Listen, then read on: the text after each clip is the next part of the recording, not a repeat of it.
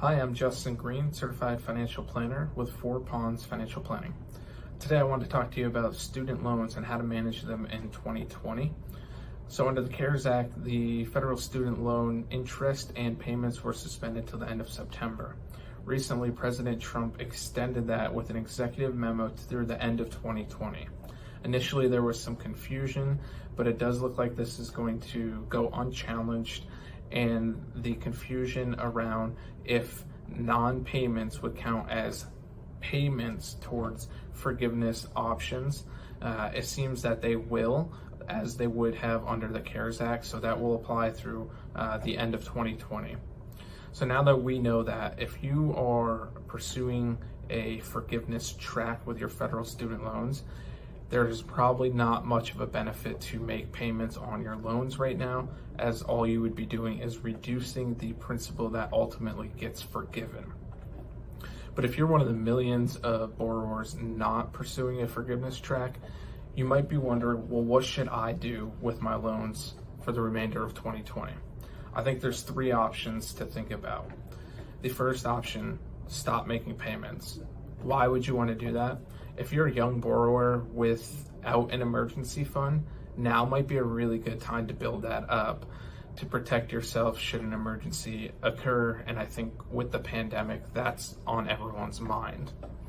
Now, even if you have an emergency fund, but you're carrying high interest credit card debt, it would be a good time to redirect payments to one of those two causes. This will help you in the short term, and then ultimately it will allow you to not get used to having increased income from just not making payments but not using it towards another goal.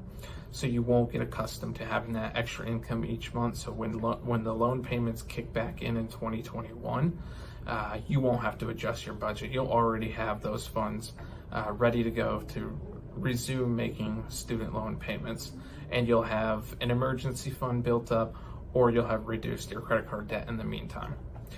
If you're pursuing forgiveness options, this also applies to you. It does not make much sense to make payments on your loans.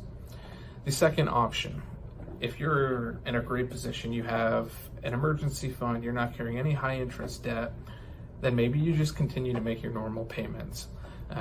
As I mentioned before, this will allow you to reduce the principal of your loans, and ultimately you could take a couple months off the timeline of paying off your student loans.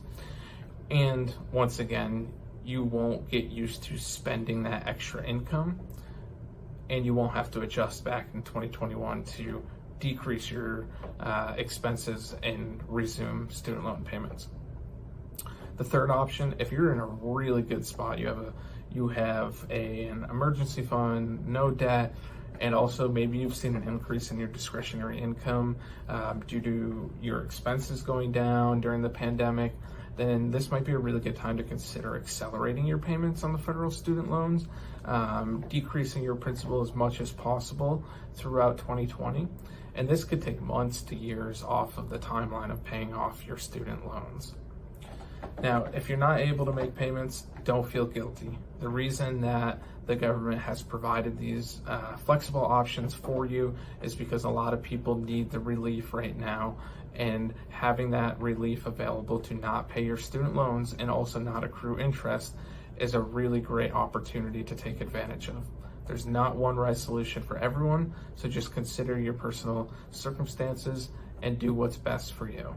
Stay tuned for more updates on the student loan landscape as we continue to get more news.